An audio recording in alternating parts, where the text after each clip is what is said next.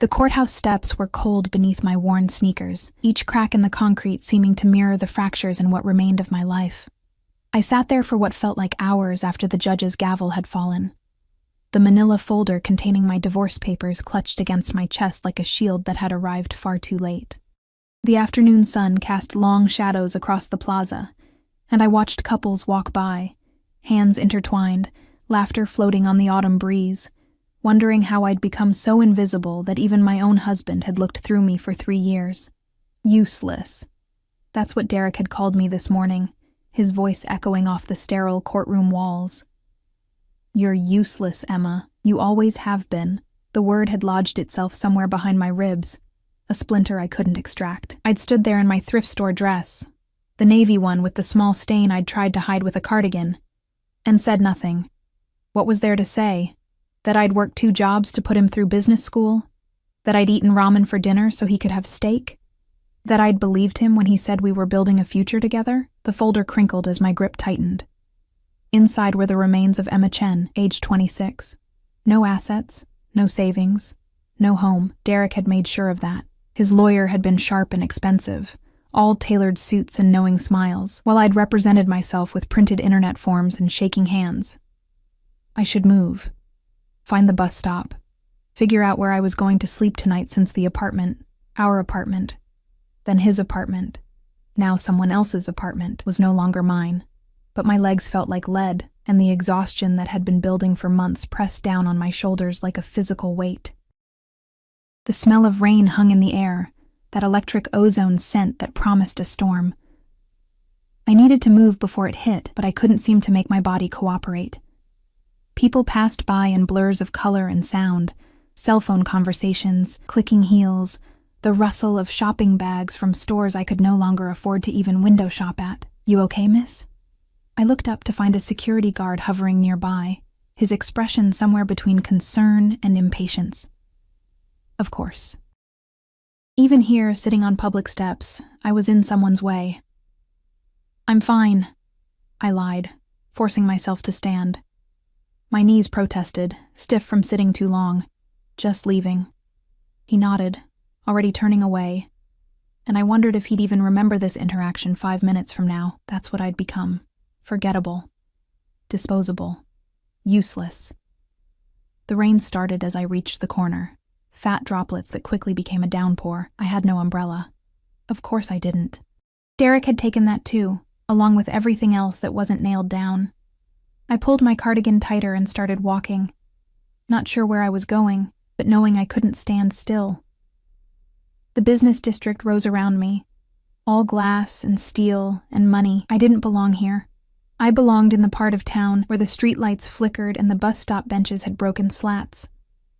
But my feet kept moving forward, carrying me past restaurants where the lunch crowd was just emerging, their expensive coats and leather briefcases a stark reminder of everything I'd never have. I should have been watching where I was going.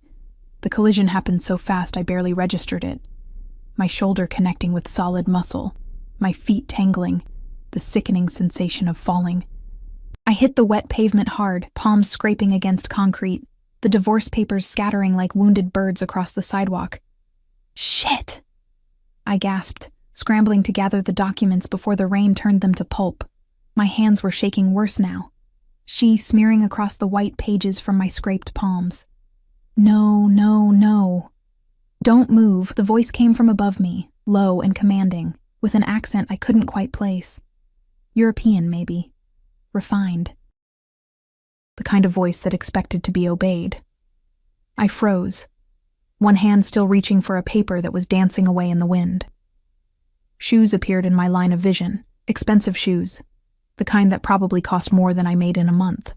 Black leather, perfectly polished despite the rain. They were followed by hands, large, capable hands, with a silver ring on the right index finger, gathering my scattered papers with efficient precision. I said, "Don't move," firmer this time. "You're bleeding." "I'm fine," I managed, but my voice came out smaller than intended. "I just need your papers." "Yes, I can see that." There was something almost amused in his tone now, though not unkind. "But you're leaving blood on them, which rather defeats the purpose of collecting them." I sat back on my heels, looking up for the first time, and the words died in my throat. The man standing over me was striking. That was the only word for it. Not handsome in the conventional sense. His features were too sharp for that, his jaw too hard, but compelling in a way that made it impossible to look away. Dark hair, slightly longer than fashionable, was slicked back from a face that could have been carved from marble. His suit was charcoal gray and fit him like it had been born there. And even in the rain, he seemed untouched by the weather, as if the water itself was afraid to dampen him. But it was his eyes that held me frozen. Dark, almost black, and completely unreadable. They studied me with an intensity that made me feel stripped bare, like he could see every failure, every inadequacy, every shameful secret I'd tried to bury. "I'm sorry," I stammered, trying to stand. My legs wobbled and I nearly went down again, but a hand, that hand with the silver ring, shot out and caught my elbow, steadying me with a grip that was firm but surprisingly gentle. "Careful." He didn't let go, even when I'd found my balance. "When did you last eat?" The question was so unexpected that I answered without thinking. "Yesterday. Breakfast, I think." Something flickered across his face, too quick to identify. "I see." He still had my papers. I could see them now, tucked under his other arm, protected from the rain by his body. The divorce decree was on top, Derek's signature a bold slash across the bottom. My shame, my failure, held casually against the expensive fabric of a stranger's suit.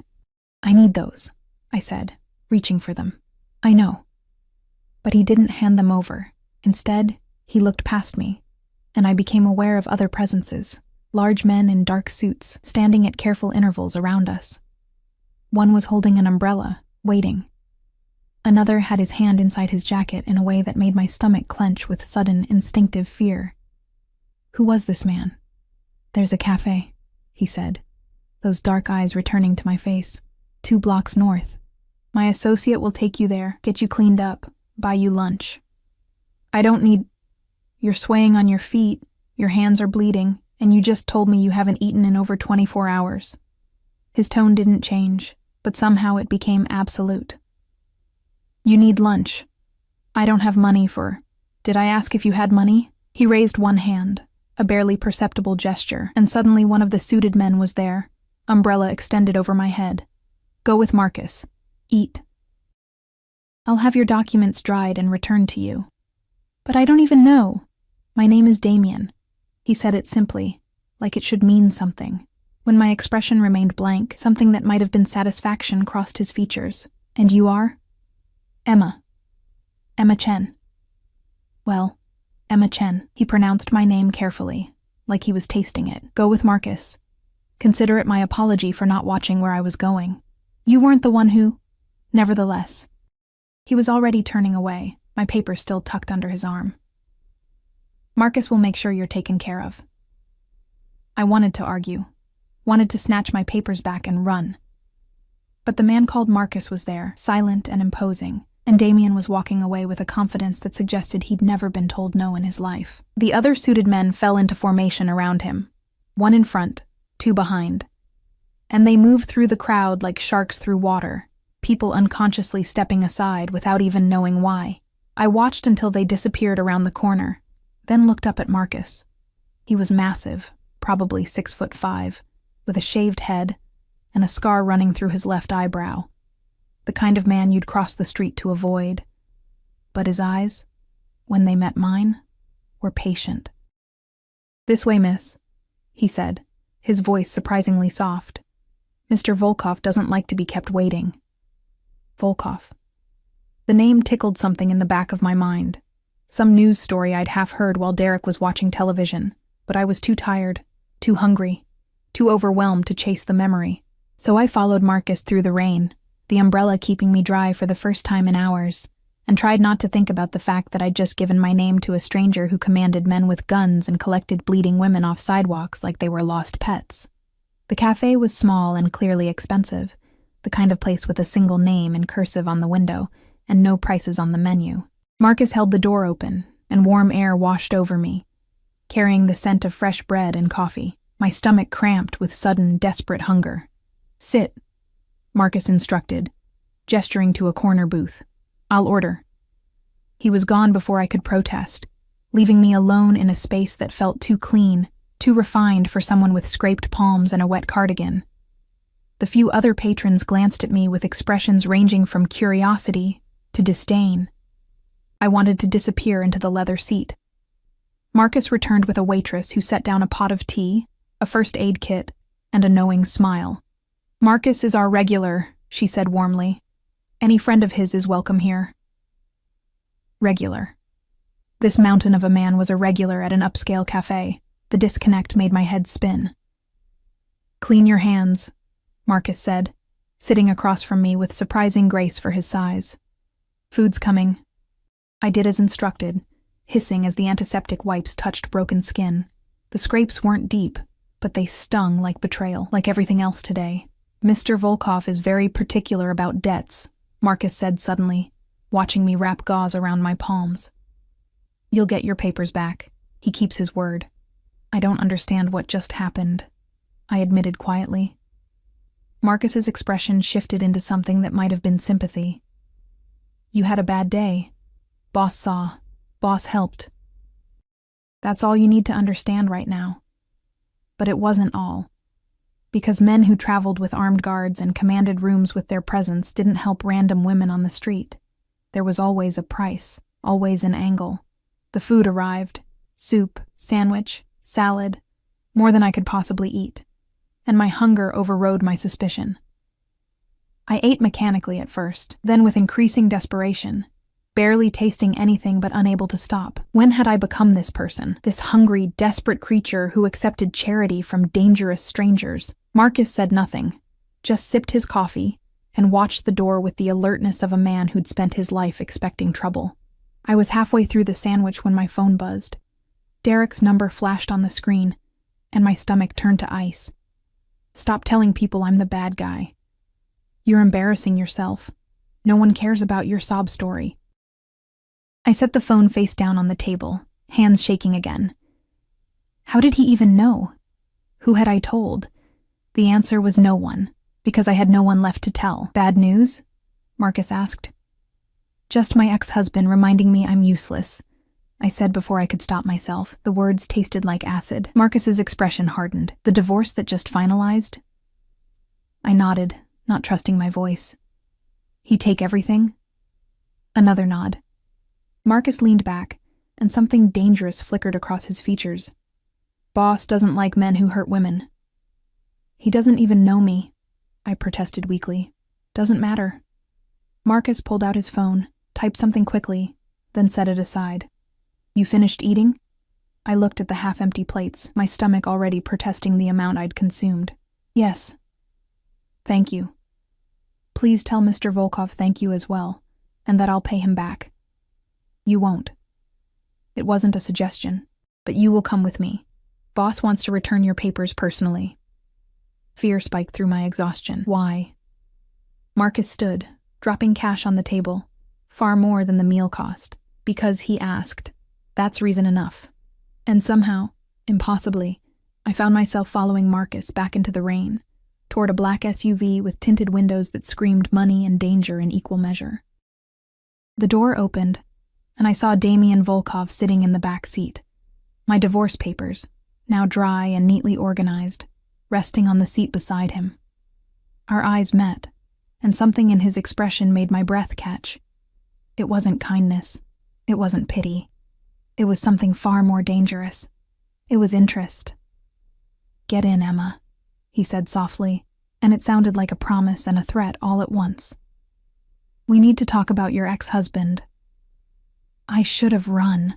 Every instinct I had left, the ones Derek hadn't ground down to dust over 3 years of marriage, screamed at me to turn around and disappear into the rain-soaked streets. But my feet carried me forward, and before I could second-guess the decision, Marcus's hand was on my elbow, guiding me into the SUV's leather interior.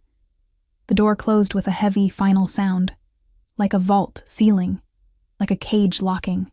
Damien Volkov sat across from me in the spacious back seat, perfectly still in a way that reminded me of predators on nature documentaries, that eerie calm before the strike. The vehicle smelled of expensive cologne, leather, and something else. Something metallic and dangerous that I couldn't name. "Your papers," he said, lifting the folder. "Everything's in order." I took the liberty of having them placed in protective sleeves. I took them with trembling hands, noting the clear plastic sheets that now preserved each document. The kind of attention to detail that spoke of resources I couldn't fathom. "Thank you. You didn't have to—" "Derek Matthews." He said the name like he was reading it off a list. "Married to you for 3 years, 2 months, and 16 days. Filed for divorce 8 weeks ago, citing irreconcilable differences. Received the apartment at 48 Archtoin Morrison Street, the 2019 Honda Civic, and approximately $47,000 in combined savings." My blood turned to ice. "How do you—" "You received nothing," he continued as if I hadn't spoken, those dark eyes fixed on my face with an intensity that made it hard to breathe. "No alimony, no division of assets, no spousal support, despite working 2 jobs to finance his MBA from Preston Business School." The folder slipped from my nerveless fingers. "You had me investigated. I had Marcus make a few phone calls while you ate." He leaned forward slightly, and I pressed back against the leather seat instinctively. "It took 20 minutes to learn everything about your marriage, Emma. Would you like to know what else I discovered?" "No." The word came out strangled. "I want to get out of this car. Do you?" His head tilted slightly, studying me. "Because from where I'm sitting, you have nowhere to go. No home. No family in the city. Your parents are deceased. Car accident when you were 19. No siblings. Your closest friend, Melissa Harper, moved to Seattle 6 months ago. You have $342 in your checking account and $17 in cash in your wallet." I was shaking now, fear and fury warring in my chest. "What do you want from me?" "Want?" Something like amusement flickered across his features. "I want to know why a woman who put her husband through business school, who worked herself into exhaustion for 3 years, who asked for nothing in the divorce, allows herself to be called useless." "You don't know anything about—" "I know that Derek Matthews is currently celebrating at Morton's Steakhouse with his business partner, Claire Stevens. The same Claire Stevens he's been sleeping with for the past 14 months. The same Claire Stevens whose father gave him the capital to start his consulting firm, the firm he built using your design templates and client research." Each word was a knife, precise and devastating. I'd known about Claire. Of course I'd known. But hearing it spoken aloud by this stranger, in this car that probably cost more than I'd earned in my entire life, made it real in a way it hadn't been before. "Why are you telling me this?" My voice broke on the last word. Damien was quiet for a long moment, those unreadable eyes searching my face. Then he reached into his jacket. I flinched, I couldn't help it, and pulled out a business card. Simple. Elegant. Just a name and a phone number embossed in silver. "Because men like Derek Matthews believe the world owes them everything," he said softly, placing the card on the seat between us.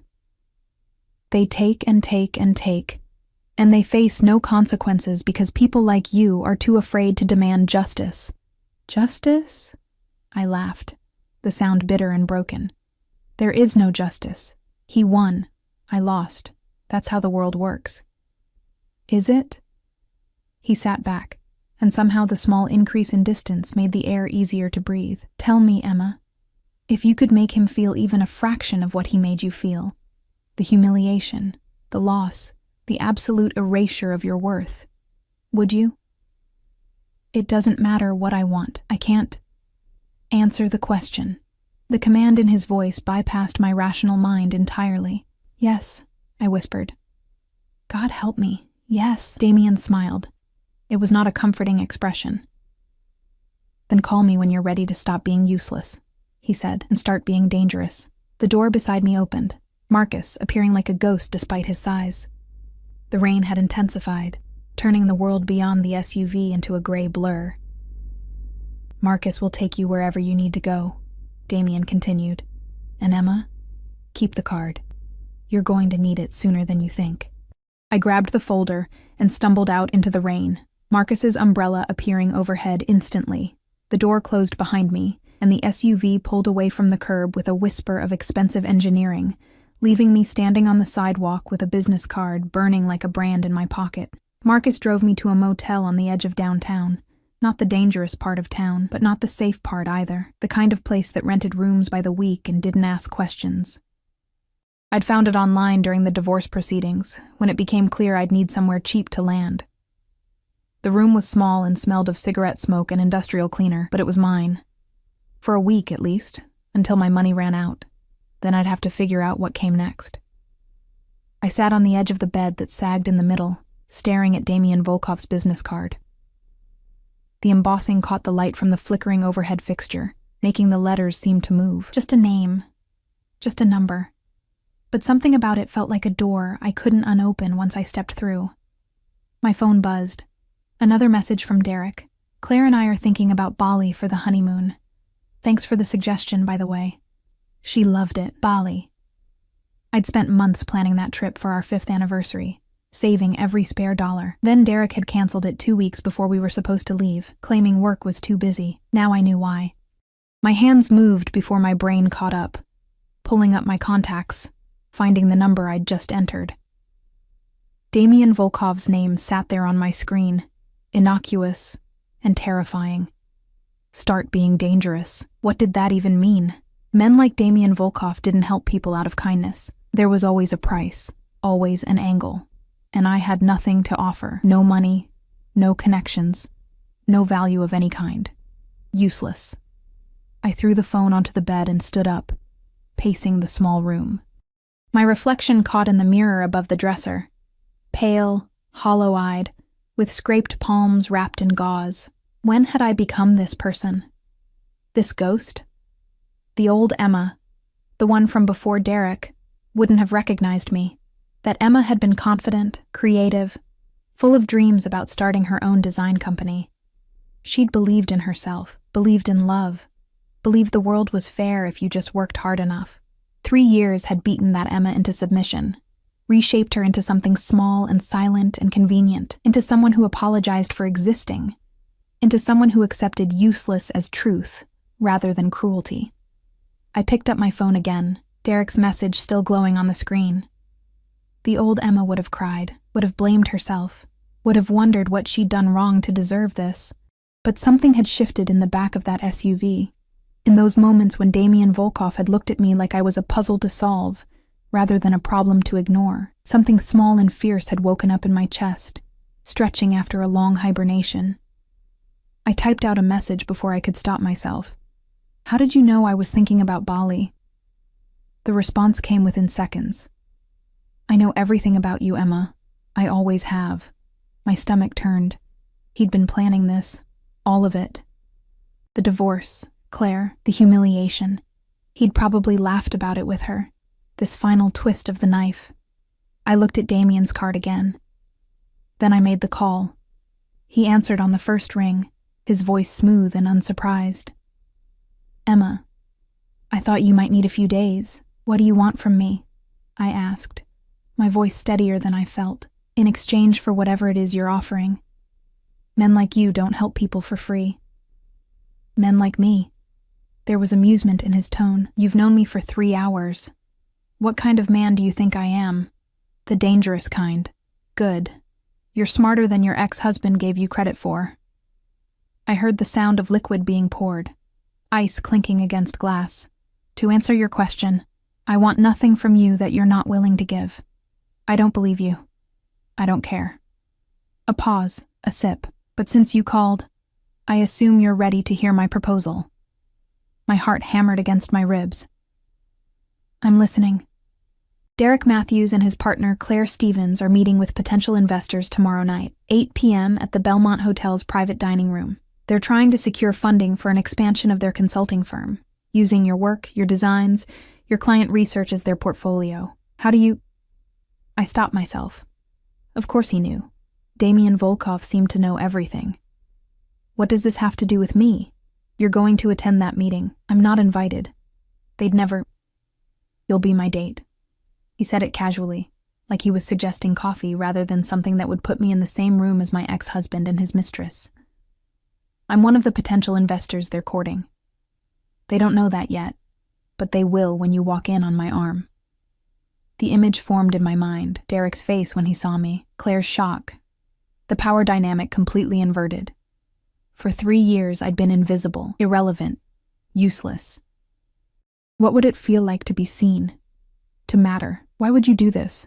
I whispered. Because I can. Simple. Absolute. Because men like Derek Matthews are parasites who destroy everything they touch, and I enjoy watching parasites squirm. And because you asked me to make him feel what he made you feel. I didn't ask. You said yes when I offered you the chance to be dangerous. That was asking. Another sip, the sound intimate despite the phone between us. Tomorrow night, Emma. Wear something that makes you feel powerful. Marcus will collect you at 7. I don't have anything that... You will. Check your door in 20 minutes. The line went dead before I could respond. I sat there, staring at my phone, trying to understand what I'd just agreed to. My hands were shaking again, but this time it wasn't from fear or exhaustion. It was something else, something that felt dangerously close to hope. Exactly 20 minutes later, a knock sounded at my door. I opened it to find Marcus holding 3 garment bags and a shoebox, his expression carefully neutral. Mr. Volkov thought you might need these, he said, handing them over. The stylist will be here at 4 tomorrow to do your hair and makeup. Marcus, I can't accept. You can and you will. He met my eyes, and for the first time I saw something beyond professional courtesy. Boss doesn't offer things he doesn't mean, and he doesn't help people who won't help themselves. So help yourself, Miss Chen. Wear the dresses. Let the stylist make you beautiful. Walk into that meeting like you own the room. But I don't own anything, I said, the words slipping out before I could stop them. I'm nobody. Marcus smiled, and it transformed his scarred face into something almost gentle.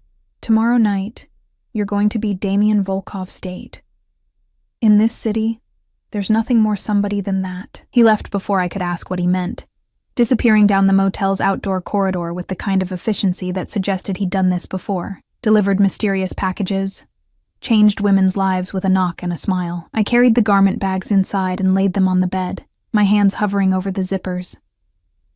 Part of me wanted to refuse this, all of this, to maintain some shred of dignity by rejecting Damien Volkov's help. But dignity hadn't kept me warm or fed. Dignity hadn't stopped Derek from destroying me. And dignity certainly wasn't going to put me in that room tomorrow night, watching my ex-husband realize I wasn't as useless as he'd claimed. I unzipped the first bag. The dress inside was midnight blue, silk that seemed to absorb light rather than reflect it.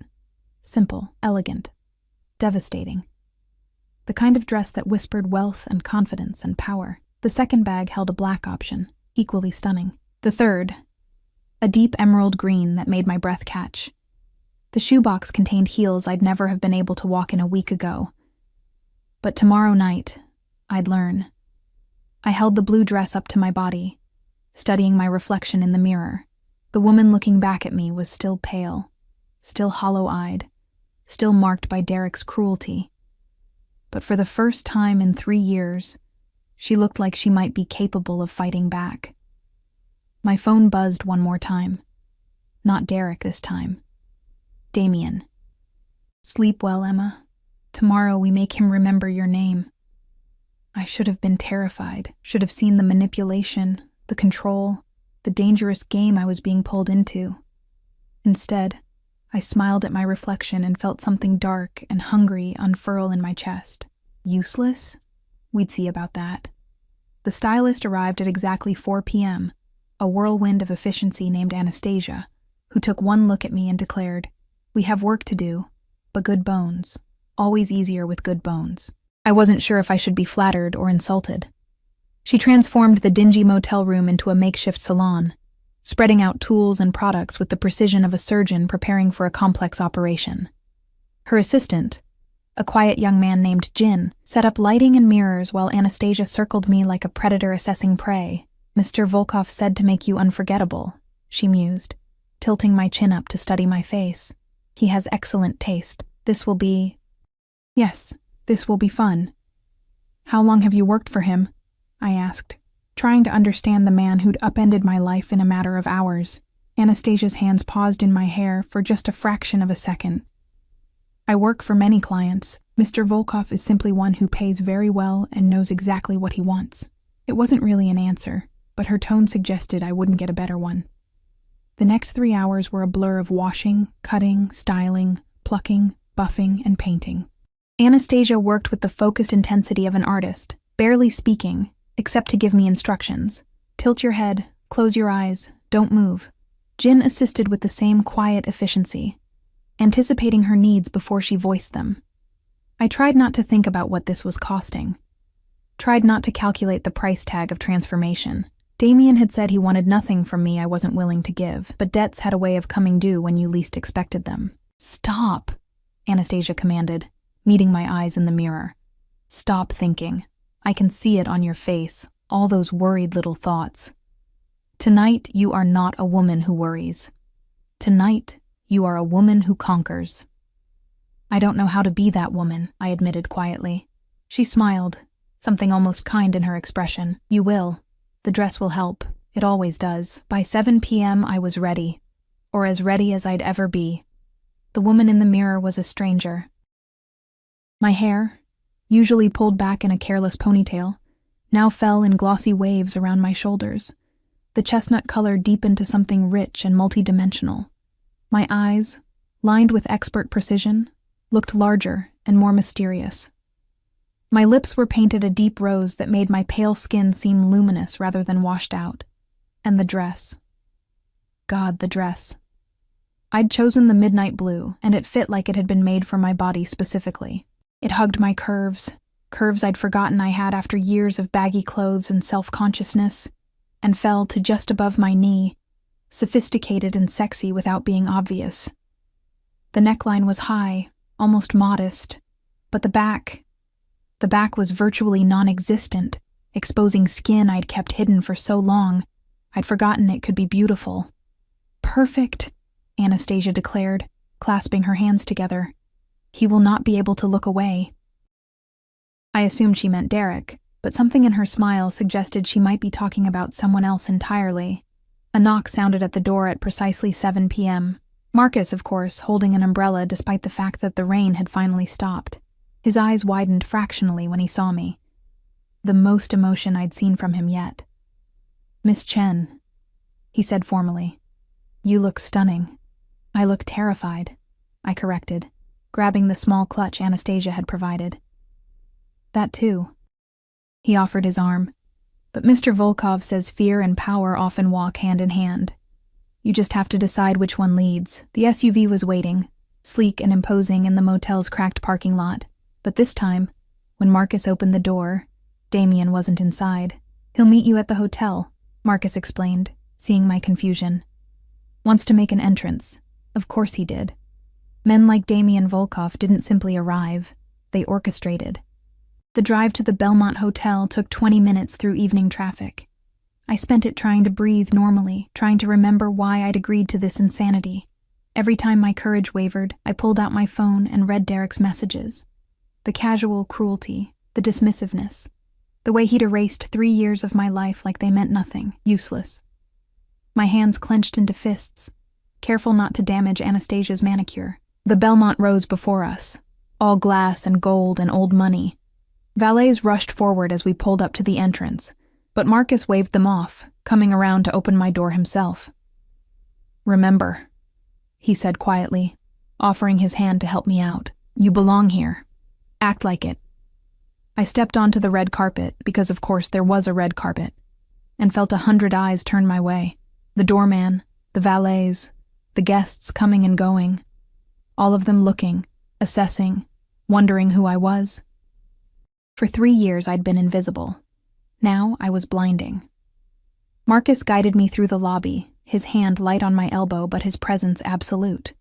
People moved out of our way instinctively, responding to something in his bearing that screamed danger and authority. We bypassed the main elevators, heading instead to a private one at the back of the lobby. "VIP access," Marcus explained, pressing his thumb to a scanner. "Mr. Volkov owns a significant share of this hotel. Of course he did." The elevator rose silently, and my stomach rose with it.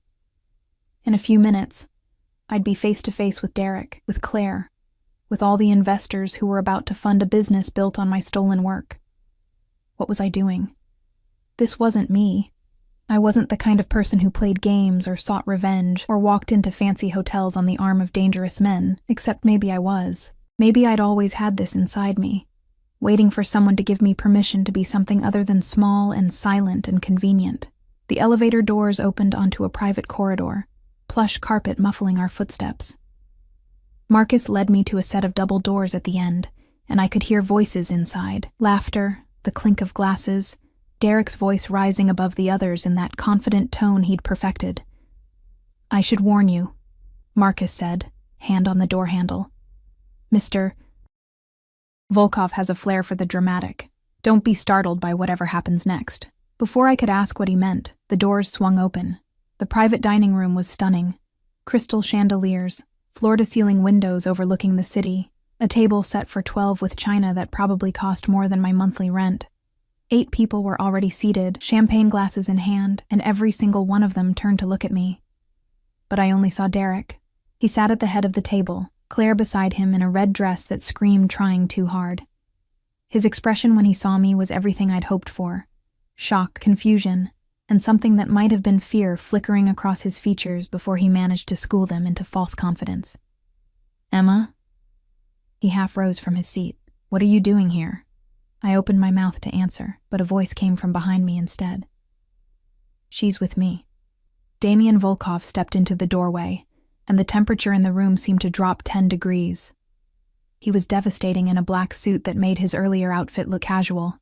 His hair swept back, those dark eyes scanning the room with the kind of assessment that made grown men shift uncomfortably in their seats. His hand found the small of my exposed back, warm and possessive, and I fought not to shiver at the contact. "Ladies and gentlemen," he said smoothly, guiding me into the room with that same effortless authority. "My apologies for the late arrival. Traffic was abominable." Derek's face had gone pale. "Mr. Volkov, I didn't realize we weren't expecting—" "No?" Damian's eyebrows rose in polite surprise. "How strange. I received a very enthusiastic pitch from your partner, Miss Stevens, just last week. Something about a consulting firm with revolutionary client engagement strategies." Claire had frozen, her champagne glass halfway to her lips. She looked between Damian, me, and Derek with growing panic. "I thought it prudent to investigate before committing significant capital," Damian continued, pulling out a chair for me directly across from Derek. His hands lingered on my shoulders for a moment, a clear claiming that made Derek's jaw clench. And imagine my surprise when I discovered that the brilliant mind behind these revolutionary strategies was not, in fact, either of you. The silence that followed was absolute. "I don't know what you've heard," Derek started, finding his voice. "But Emma was just what?" Damian's voice cut like a blade. "Just your wife who designed every template in your portfolio? Just the woman who conducted all your market research? Just the person who built your client engagement framework from the ground up while you were getting your MBA?" He moved around the table with predatory grace, never taking his eyes off Derek. The other investors, successful-looking men and women in expensive suits, watched with the fascination of people witnessing a car crash. "Mr. Volkov," Claire interjected, her voice shaking slightly. "I think there's been some misunderstanding. Emma was involved in the early stages, certainly, but the real innovation came from you." Damian turned those dark eyes on her, and she actually shrank back in her seat. "The woman whose previous job was in HR? Whose educational background is in communications? Who has never, in her entire professional career, demonstrated any aptitude for business strategy or client management?" Claire's face flushed red. "That's not fair. You don't know." "I know everything, Miss Stevens." He said it simply, a statement of fact rather than a boast. "I know that you began your affair with Mr. Matthews 14 months ago. I know that your father provided the seed capital for this firm in exchange for a promised return that you have no realistic way of delivering. I know that every single client you've retained was initially contacted and researched by Emma, and that your retention rates have dropped 43% since she left." Derek shot to his feet. "Now wait just a minute. Sit down." Damian didn't raise his voice, but Derek sat like a puppet with cut strings. "I'm not finished. My heart was hammering so hard I thought everyone must be able to hear it." Damian's hand found my shoulder again, a steady presence that kept me grounded as he systematically dismantled Derek's facade. "I came here tonight to evaluate an investment opportunity," Damien continued, addressing the entire table now. "What I found instead was theft, fraud, and two people so delusional they believed they could build an empire on someone else's foundation without consequence." One of the other investors, a silver-haired woman in pearls, leaned forward. "Mr. Volkov, these are serious allegations. Do you have proof?" "I have 3 years of Emma's emails, file metadata showing creation dates and authors, client testimonials crediting her specifically, and testimony from 4 former colleagues willing to verify her contributions." He smiled, and it was terrifying. "I also have an excellent legal team who would be delighted to pursue both civil and criminal charges for intellectual property theft." Derek's face had gone from pale to gray. "You can't. She signed an NDA when we divorced. She has no rights to—" "An NDA signed under duress without legal representation in exchange for nothing." Damien's voice was ice. "Do you really want to test how that would hold up in court, Mr. Matthews?" The room had gone so quiet I could hear the city sounds through the windows. Distant traffic, wind against glass, the beat of my own heart. "What do you want?" Derek finally asked, and his voice was small, defeated, the way mine had been in the courthouse. Damien looked down at me, his expression softening fractionally. "That's not my decision to make." Every eye in the room turned to me. For 3 years I'd had no voice, no power, no choice in anything that mattered. Derek had made every decision, controlled every aspect of our lives, reduced me to something so small I'd forgotten I was ever anything else. Now, with Damien Volkov's hand on my shoulder, and Derek Matthews looking at me like I held his entire future in my hands, I remembered. I stood slowly, smoothing the midnight blue dress, feeling the weight of the room's attention. It should have been terrifying. Instead, it felt like coming home. "I want my name," I said quietly. "On every template, every strategy document, every piece of work I created. I want public acknowledgement of my contributions, and I want 50% of the company I built while you took credit and called me useless." Derek's mouth fell open. 50%? That's insane. I'll never— "Then I'll see you in court," I said. And my voice didn't shake at all. "And when I'm done, you won't have 50% or even 5%. You'll have nothing but legal fees and a reputation as the man who stole from his wife." Claire grabbed Derek's arm, whispering urgently in his ear. The other investors were already standing, gathering their things, clearly wanting no part of this disaster. Damien pulled out his phone, typed something quickly, then showed Derek the screen. "My lawyers have already drafted the paperwork. You have until midnight tonight to sign. After that, the offer expires, and Emma pursues full ownership plus damages."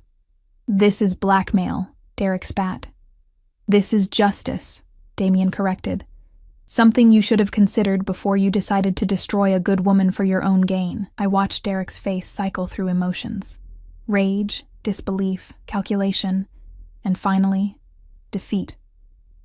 He knew he was beaten, knew that whatever power he'd held over me was gone, burned away in the light of Damien Volkov's intervention. "Fine," he said finally, the word like glass in his throat. "I'll sign." "Excellent." Damien's hand moved from my shoulder to the small of my back again, guiding me toward the door. "Marcus will deliver the contracts within the hour. I suggest you read them carefully before signing. Emma's lawyers will be very thorough in ensuring you honor every clause." We were almost to the door when Derek called out, his voice cracking. "Emma, wait." I turned, and for just a moment, I saw the man I'd married, young, uncertain, almost vulnerable. The man who'd promised me forever and then forgot what the word meant. "I never meant to." He stopped, swallowed hard. "You weren't really useless. I needed you to believe you were, so you wouldn't leave." The admission hung in the air between us, ugly and honest. "I know," I said softly.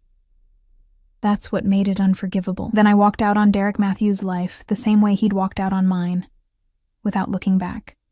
The elevator doors closed on Derek's devastated face, and the silence that followed felt like standing in the eye of a hurricane. Damien stood beside me, close enough that I could feel the heat radiating from his body, but he didn't touch me, didn't speak. just watched the numbers descend with that same unsettling calm. My hands were shaking. Now that the adrenaline was fading, the full weight of what had just happened crashed over me like a wave. I'd just demanded 50% of a company. I'd stood up to Derek. I'd... Breathe, Emma. Damien's voice cut through my spiraling thoughts. You're hyperventilating. I pressed a hand to my chest, trying to slow my racing heart. I can't believe I just did that. I can't believe you. What if he doesn't sign? What if he calls your bluff about the lawyers and the evidence and it wasn't a bluff? He turned to face me fully, and in the elevator's confined space, he seemed even larger, more overwhelming. Every word I said was true. I have the evidence. I have the lawyers. And by midnight tonight, you'll have exactly what you deserve. Why? The question burst out of me. Why are you doing this? You don't know me. You don't owe me anything. Men like you don't just help random women off the street unless there's something in it for them. His expression shifted, something dark and complicated flickering in those bottomless eyes. You're right. I don't. My stomach dropped. So what's the price? What do you want from me? The elevator chimed, doors opening onto the lobby. Damien stepped out without answering, and I had no choice but to follow, my heels clicking against marble as I hurried to keep up with his longer stride. Marcus materialized from somewhere, falling into step behind us with that ghost-like efficiency.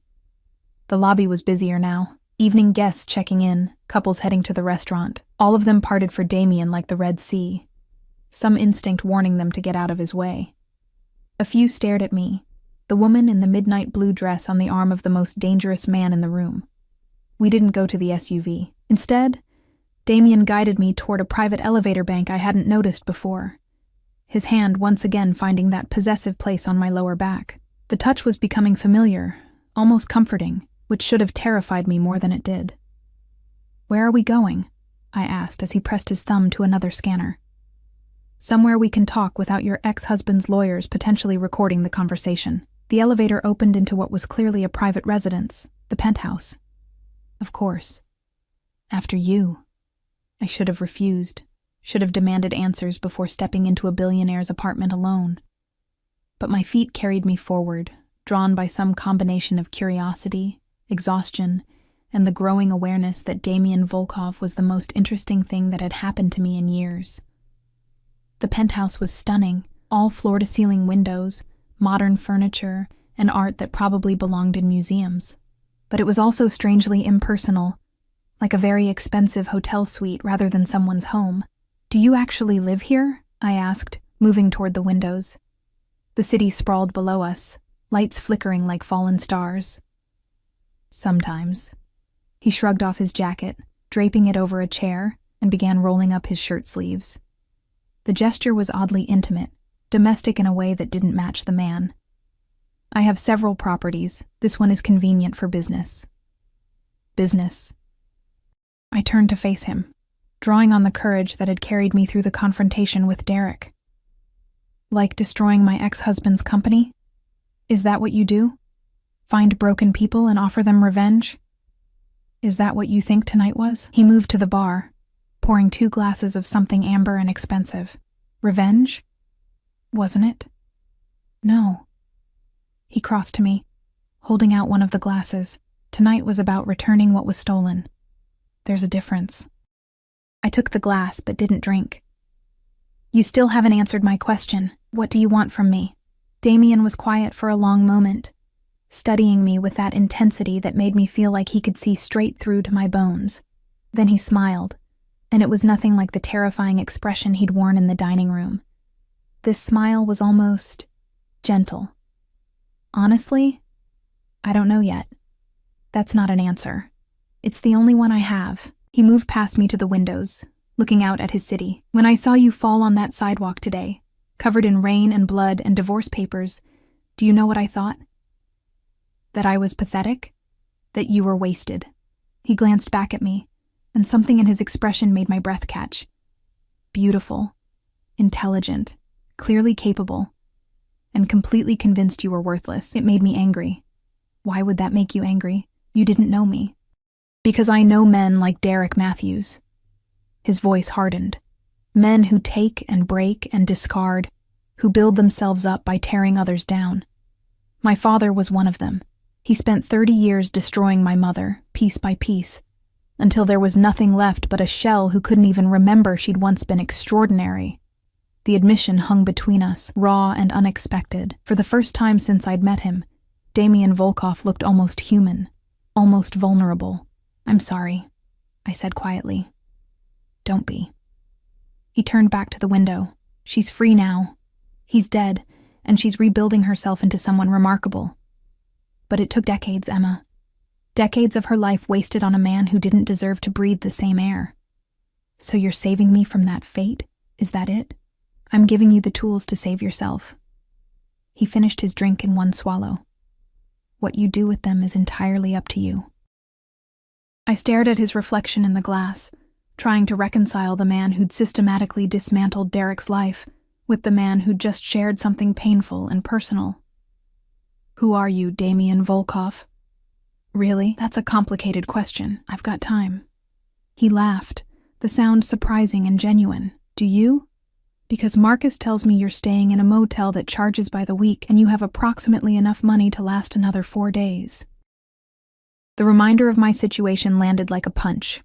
In the chaos of the evening, I'd almost forgotten that I had nowhere to go after tonight. No home, no job, no plan beyond making Derek feel a fraction of what he'd made me feel. "I'll figure something out," I said, hating how small my voice sounded. "You will." Damian set his glass down and moved toward me with that predatory grace. "But first, you're going to hear my proposal. I thought you said you didn't know what you wanted from me." I lied. He stopped close enough that I had to tilt my head back to meet his eyes. "I know exactly what I want, Emma. I'm just not sure you're ready to hear it." My pulse hammered in my throat. "Try me." "I want you to work for me." Of all the things I'd expected him to say, that wasn't on the list. "Work for you? Doing what?" "What you did for Derek, but with actual recognition and compensation." He began to pace, energy thrumming through him now. "I acquire companies, Emma. Struggling businesses, failing ventures, organizations hemorrhaging money because they have no idea how to engage with their clients or streamline their operations. You have a gift for seeing what's broken and knowing how to fix it. I want that gift working for me instead of wasting away in whatever dead-end job you'd settle for out of desperation. I don't have a degree. I don't have experience beyond... You have 3 years of building a consulting firm from nothing while your husband took credit. You have a mind that sees patterns and solutions where others see chaos. And you have something even more valuable. You're hungry." His eyes locked on mine. Hungry people work harder, think faster, fight fiercer. Derek tried to starve that out of you, but it's still there. I saw it tonight when you demanded what was yours. I shook my head, overwhelmed. "This is insane. You can't just offer someone a job because you saw them fall down on the sidewalk." "I can do whatever I want." He said it simply, a statement of fact. "That's what power means, Emma. The freedom to make decisions that others would call crazy and make them work anyway. And if I say no, then Marcus will take you back to your motel, Derek will sign the papers, and you'll have 50% of a company you can sell or run as you see fit. Your life, your choice." He moved closer, close enough that I could smell his cologne. Something dark and expensive and distinctly him. "But if you say yes, I'll give you an apartment, a salary that will make Derek's income look like pocket change, and the chance to prove to yourself that you were never useless, just underestimated." My head was spinning. This morning I'd been sitting on courthouse steps, convinced my life was over. Now I was standing in a billionaire's penthouse, being offered a job and an apartment, and a future I'd never even dreamed of reaching for. "What's the catch?" I whispered. "The catch is that you'll work harder than you've ever worked in your life. That you'll be challenged and pushed and forced to grow beyond what you think you're capable of. That you'll owe your success to no one but yourself, which means you can't hide behind excuses or self-pity when things get difficult. That's it? Just work hard? Just work hard." He smiled slightly. "Though I should warn you, I'm not an easy man to work for. I demand excellence. I don't tolerate excuses, and I have very little patience for incompetence." "Sounds familiar." The words slipped out before I could stop them. "I'm nothing like your ex-husband." His voice dropped. dangerous, and soft. When I push you, it will be because I see your potential and refuse to let you waste it. When I challenge you, it will be because I know you can meet that challenge. And when I reward you, it will be because you earned it, not because I'm trying to keep you small and dependent. The difference between his intensity and Derek's manipulation should have been obvious.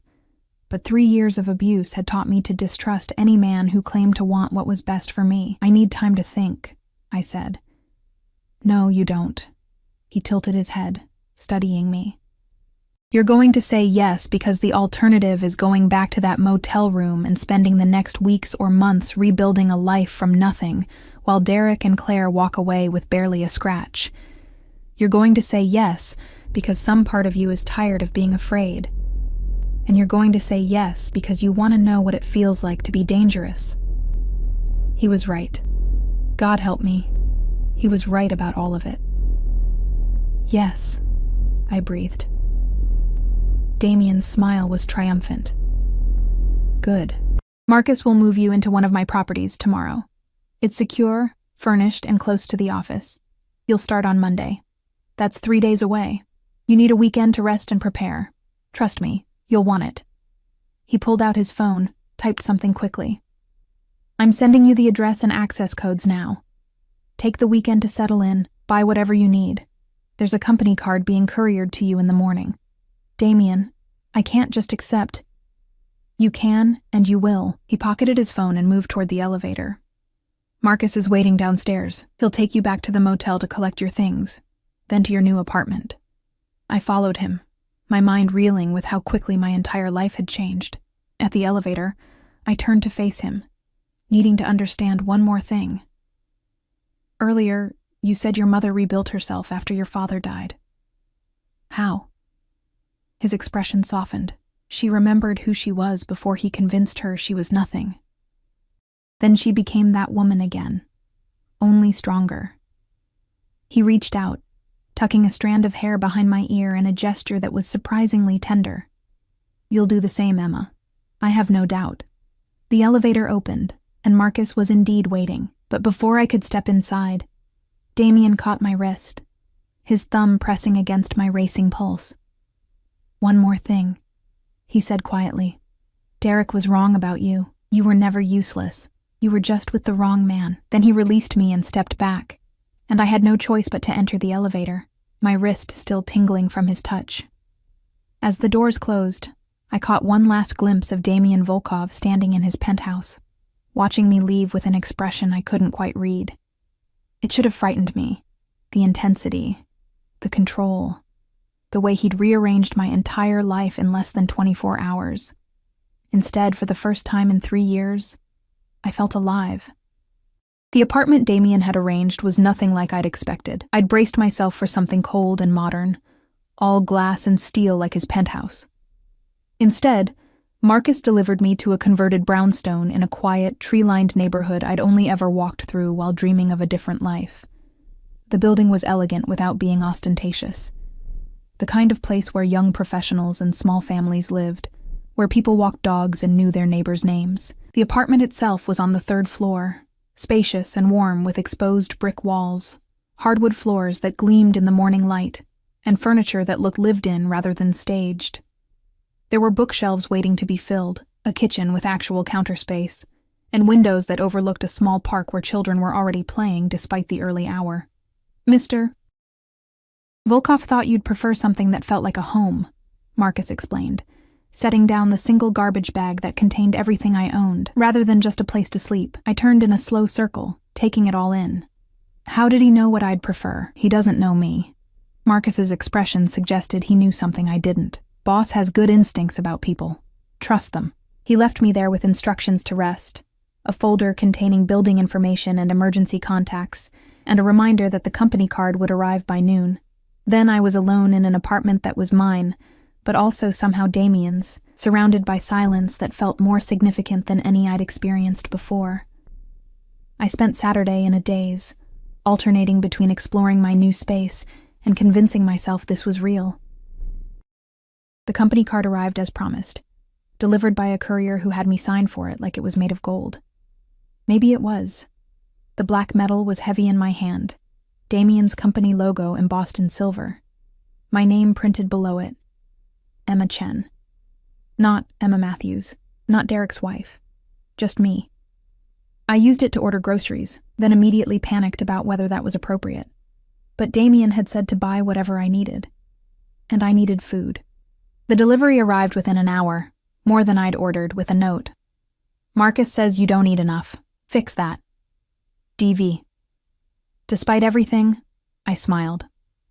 Sunday, I forced myself to go shopping for work clothes. The boutiques in my new neighborhood were far nicer than anywhere I'd shopped in years, and I felt like an imposter trying on blazers and pencil skirts and blouses that actually fit properly. But every time doubt crept in, I remembered the look on Derek's face when I'd demanded 50% of the company, the way he'd shrunk in his seat when Damien had systematically destroyed his credibility. I bought the clothes. That evening, my phone rang. An unknown number, but somehow I knew who it would be before I answered. Emma. Damien's voice was rougher than usual, like he'd been talking for hours. How's the apartment? It's perfect, I admitted, curling up on the couch that still smelled faintly of cedar and newness. Too perfect. I keep waiting for someone to tell me there's been a mistake. No mistake. A pause. The sound of papers rustling. Derek signed the contracts. As of midnight last night, you own 50% of Matthews and Stevens Consulting. My breath caught. He actually did it. Did you doubt he would? I doubted everything about the last 48 hours was real. It's real. Something shifted in his tone, became more intimate. How do you feel? Terrified. Powerful. Guilty. Angry. I laughed shakily, like I'm standing on the edge of a cliff and I'm not sure if I'm about to fly or fall. Then jump, Emma, I'll catch you. The promise in those words made my chest tight. You don't even know if I can do this job. What if I'm terrible at it? What if I fail? Then you'll fail, learn from it, and try again. He said it so simply, like failure was just another step in a process, rather than the end of the world. But you won't fail. You're too stubborn for that. You've known me for 2 days. How can you possibly? I've spent 48 hours watching you. That's more than enough time to see who you really are when you're not being crushed under someone else's expectations. Papers rustled again. Get some sleep, Emma. Tomorrow is going to be intense. Damien? I stopped him before he could hang up. Thank you. For everything. Thank me by proving me right about you. His voice softened. Good night, Emma. The line went dead, leaving me alone with my racing thoughts and the growing realization that Damien Volkov had somehow become the most important person in my rapidly transforming life. Monday morning arrived with crisp autumn sunshine and a level of anxiety that made me nauseous. I dressed carefully in one of my new outfits, a charcoal gray suit that made me look competent and professional, and spent 20 minutes on my hair and makeup, trying to recreate what Anastasia had achieved. The result wasn't perfect, but it was me. A better version, maybe, or just a version that had permission to be visible.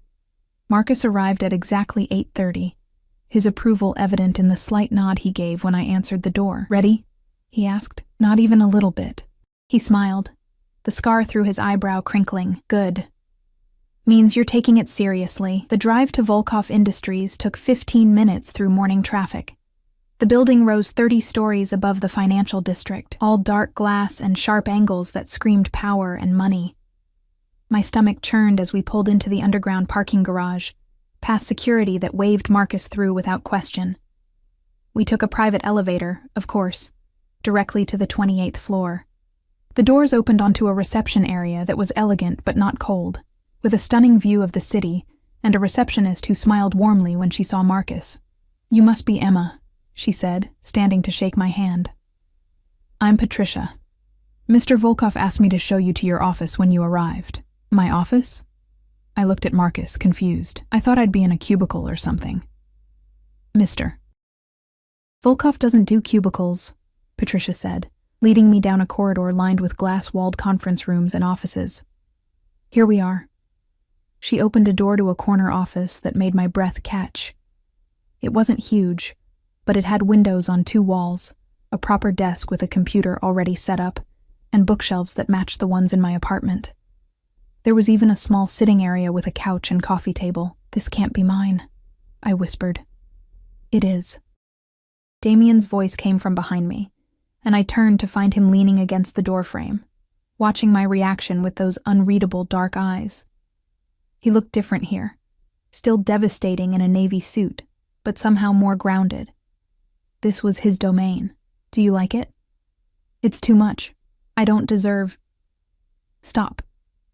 He pushed off the doorframe and entered the office, his presence immediately filling the space. That word, deserve, I don't want to hear it from you again. You've earned this, Emma. By surviving 3 years with Derek Matthews without losing yourself completely, by finding the courage to demand what was yours, by saying yes when I offered you a chance to be more than anyone told you that you could be. Patricia had discreetly disappeared, closing the door behind her. We were alone, and the air between us felt charged with something I couldn't name. I don't know how to do this, I admitted. I don't know how to be the person you think I am. Then learn. He moved closer, and I had to resist the urge to step back. I have a project for you. A small acquisition. A boutique design firm that's hemorrhaging clients because they can't manage relationships. I want you to assess what's broken and design a strategy to fix it. When do you need it by? End of the week. My eyes widened. That's impossible. I'd need to review their client history, interview staff, analyze their processes, then you'd better get started. He smiled slightly. All the files are on your computer. My assistant Grace will coordinate any meetings you need. And Emma? Yes? I'll be watching. Not because I doubt you, but because I want to see you succeed. He turned toward the door, then paused. Oh, and the company has a strict policy about working through lunch. Grace will make sure you eat. Before I could respond, he was gone, leaving me alone in my office with an impossible deadline and the strangest feeling that I was exactly where I was supposed to be. The week that followed was the most intense of my life. I threw myself into the project with a desperation that bordered on obsession, arriving early and staying late, reviewing files until my eyes burned and my back ached from sitting too long. The design firm, a small company called Artemis Creative, was a mess of mismanaged expectations, poor communication, and talented people being held back by incompetent leadership. It reminded me painfully of my own situation with Derek. But unlike with Derek, I had the power to fix it. I interviewed every employee, reviewed every client complaint, mapped out every failure point in their process. Then I designed a complete overhaul. New communication protocols, client management software, restructured teams based on actual skills rather than seniority. By Thursday evening, I had a 50-page presentation ready. By Friday morning, I was terrified. Damien had called a meeting for 9 a.m. in the main conference room. I arrived at 8:30, my hands shaking as I set up the projector and arranged my notes. Grace brought me coffee and a reassuring smile, but nothing could calm the voice in my head, screaming that I was about to fail spectacularly in front of the man who'd given me everything. Damien arrived at exactly 9, followed by 3 other executives I recognized from the company website. He took the seat at the head of the table, his expression professionally neutral, and gestured for me to begin. I don't remember most of what I said. The presentation flowed out of me. Data, analysis, recommendations, projected outcomes. I showed them the broken pieces and how they fit together, explained why the current leadership was failing, detailed exactly how to transform Artemis Creative from a sinking ship into a profitable acquisition. When I finished, silence filled the room. Damien leaned back in his chair, studying me with that intensity I'd come to recognize. Questions? He asked the other executives. For 20 minutes they grilled me, challenged my assumptions, questioned my data, pushed back on my recommendations, and for 20 minutes I held my ground, defending my work with a confidence I didn't know I possessed. When the last question had been answered, Damien stood. Thank you, Emma. We'll discuss and get back to you. My heart sank. That was corporate speak for nice try, but no. I gathered my materials with shaking hands, trying not to let my disappointment show I'd failed. My first real project, and Emma. Damien's voice stopped me at the door. A moment. The other executives filed out, leaving us alone. I braced myself for the letdown, the kind words before the inevitable firing. Instead, Damien smiled. Really smiled, with genuine warmth that transformed his entire face. That was extraordinary, he said quietly. You just convinced 3 of the most skeptical people in this industry that a complete unknown has better instincts than leaders with decades of experience. But you said you'd discuss and get back to me, because I need them to think they had input in the decision. But make no mistake, Emma, we're acquiring Artemis Creative, and you're going to oversee the entire restructuring. He moved closer, and my breath caught. You did exactly what I knew you could do. You saw what was broken and knew how to fix it. That's not a skill that can be taught, it's a gift. Tears pricked my eyes, sudden and unexpected. I was so scared I'd disappoint you. You couldn't. He reached out, his thumb catching a tear that had escaped. Do you know why? I shook my head, not trusting my voice. Because you care too much about doing things right, about proving yourself, about being worthy of the chances you've been given. His hand lingered on my cheek, warm and solid and real. Derek tried to convince you that caring made you weak, but it's your greatest strength, Emma. Never forget that. Something shifted between us in that moment. The air felt heavier, charged with possibility and danger in equal measure. Damien's eyes darkened, his gaze dropping to my lips, and I realized with sudden clarity that this man, this powerful, dangerous, impossible man, wanted me. Not as an employee. Not as a project or a charity case, as a woman. The recognition should have terrified me, should have sent me running back to the safety of low expectations and invisible existence. Instead, I found myself leaning into his touch, my heart hammering with something that felt dangerously close to hope. Damien, I whispered. I know. His voice was rough, strained. This complicates things. You work for me. There are rules, policies, expectations about professional boundaries. I don't care about rules. The words surprised us both. He laughed, the sound low and intimate. No, I don't suppose you do. Not anymore. His hand dropped from my face, and I immediately missed the contact. But I care about you, Emma, about your career, your future, your ability to build something that's entirely yours without anyone questioning whether you earned it. What are you saying? I'm saying that I want you. More than I've wanted anything in years. But I won't touch you, won't cross that line, until you're established enough in your own right that no one can claim your success came from my bed rather than your talent. He stepped back, putting physical distance between us that felt like a chasm. Can you understand that? I could. Of course I could.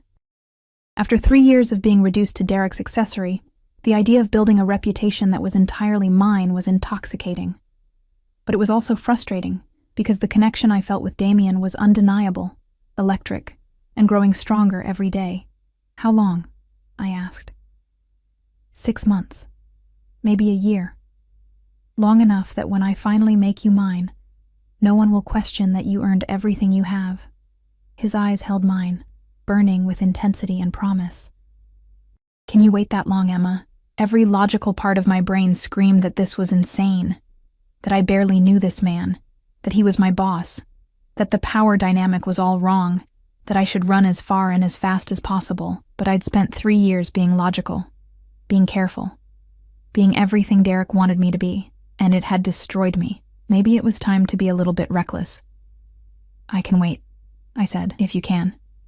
Damien's smile was devastating. Then we have an understanding. You build your empire, I'll build mine. And when the time is right, I finished, we'll see what happens. He nodded once, then turned toward the door. But before he left, he looked back at me, and the hunger in his expression made my knees weak. For what it's worth, Emma Chen, he said softly, you were never useless. You were always extraordinary. You just needed someone to see it. Then he was gone, leaving me alone in the conference room with my racing heart and the growing certainty that Damien Volkov hadn't just given me a job.